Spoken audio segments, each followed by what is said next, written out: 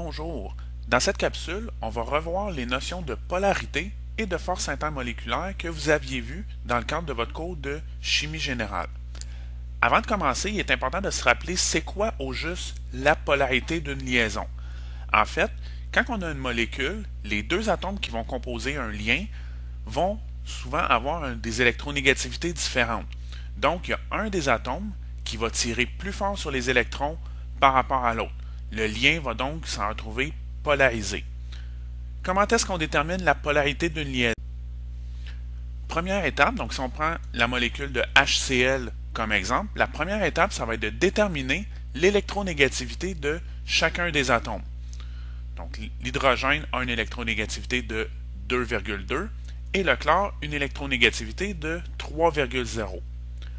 Ensuite, on va tracer le vecteur de polarité avec une flèche qui pointe vers l'atome le plus électronégatif, donc dans ce cas-ci, l'atome de chlore.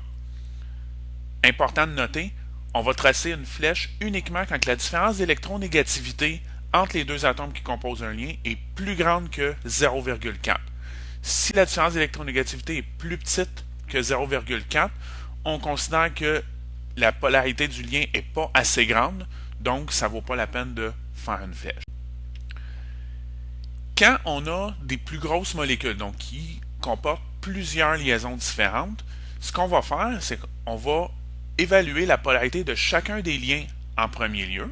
Donc, exemple, la molécule d'eau, on a deux liaisons OH et chaque liaison est polarisée vers l'oxygène. Ensuite, on va faire la somme vectorielle de tous ces vecteurs de polarité-là et on va dessiner le vecteur résultant. Si le vecteur est nul, donc si la somme de tous nos vecteurs de polarité est égale à 0, on considère que la molécule est non polaire. Et si le vecteur résultant est non nul, comme dans le cas de la molécule d'eau, on considère que la molécule est polaire. Si on fait un autre exemple avec la molécule que vous voyez à l'écran, donc on a les liens CO qui sont polarisés, donc on a trois vecteurs de polarité à faire.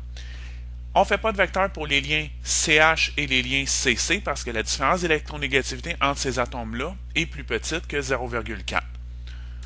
On trace le vecteur résultant. On considère donc que la molécule est polaire. Finalement, un autre exemple, la molécule de butane, très simple, ici uniquement des liens CC et des liens CH. Tous les liens ont une différence d'électronégativité inférieure à 0,4. On ne trace aucun vecteur, donc la molécule est non polaire. Passons maintenant à la notion de force intermoléculaire. Donc le nom le dit, ce sont des forces entre les molécules. On va commencer par la plus simple, qui est les interactions dipôle-dipôle ou les interactions de Keesom. Ces forces intermoléculaires-là, ce sont des forces qui vont avoir lieu entre des dipôles qui sont permanents, qui vont interagir entre eux. Si on reprend la molécule de HCl qu'on a vue plus tôt, donc la molécule est polarisée, le chlore est plus électronégatif. Ça veut dire quoi? Ça veut dire que les électrons vont avoir tendance à être plus proches du chlore que de l'hydrogène. Il va donc se créer une polarité dans le lien et le chlore va porter une charge partielle négative, alors que l'hydrogène va avoir une charge partielle positive. Dans le cadre des forces intermoléculaires, les interactions de Keesom, les molécules de HCl vont s'aligner de façon à ce que les dipôles puissent interagir entre eux. Donc un delta- va s'aligner avec un delta plus et un delta plus va s'aligner avec un delta-.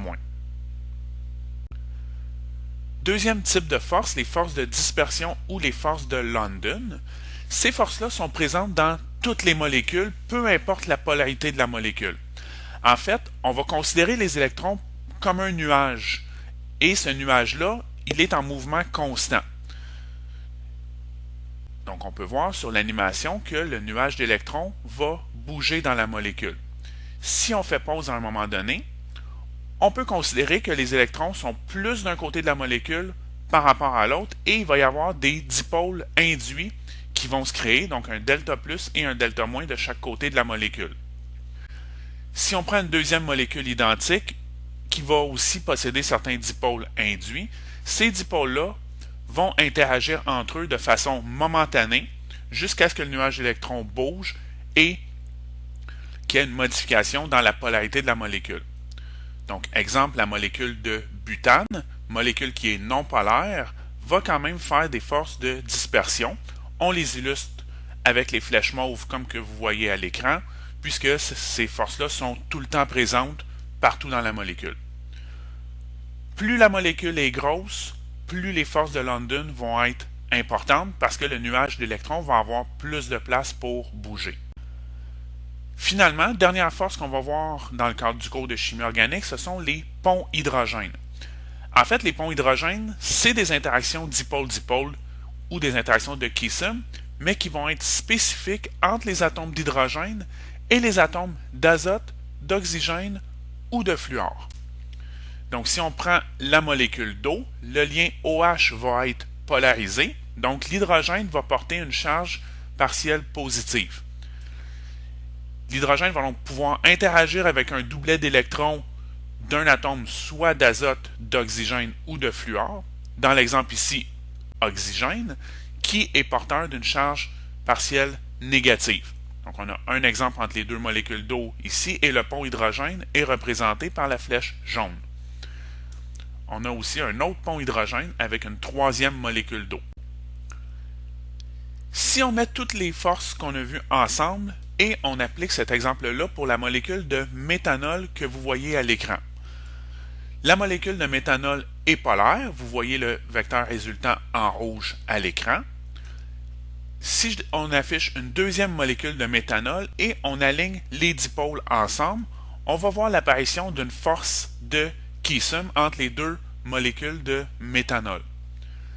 Les forces de London sont toujours présentes entre les molécules. En fait, qu'elles soient polaires ou non, les forces de London vont être présentes.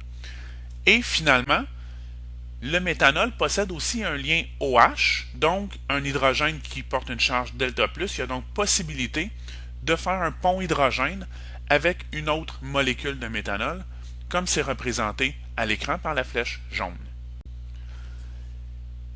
Autre notion importante qu'on va voir dans le cadre du cours de chimie organique, c'est la fusion. Lorsqu'on veut faire fondre des molécules, par exemple dans le cadre du laboratoire, vous allez devoir mesurer le point de fusion des substances que vous allez isoler. Important de se rappeler que la fusion, c'est pas le bris des molécules, on ne brise pas les liens covalents, mais on va plutôt briser les forces intermoléculaires entre les molécules. Donc plus ces forces-là vont être grandes, plus le point de fusion de la substance va être élevé, parce qu'on va avoir besoin de plus d'énergie pour briser ces interactions-là. Finalement, si on parle de solubilité des molécules, donc ici on prend encore le méthanol en exemple et on veut le solubiliser dans l'eau.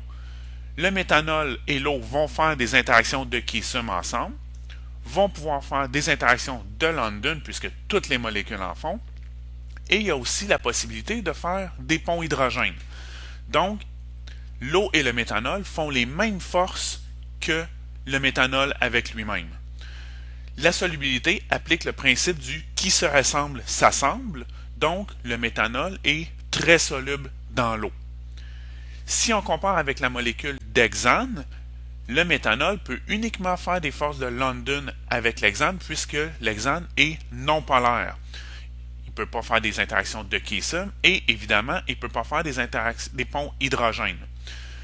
Le méthanol n'est pas soluble dans l'hexane puisqu'il peut faire juste des forces de dispersion alors qu'il aimerait faire aussi des interactions de Keesom et des ponts hydrogènes. C'est ce qui conclut les notions sur les forces intermoléculaires et la polarité des molécules. Et rappelez-vous que la pratique mène à la perfection.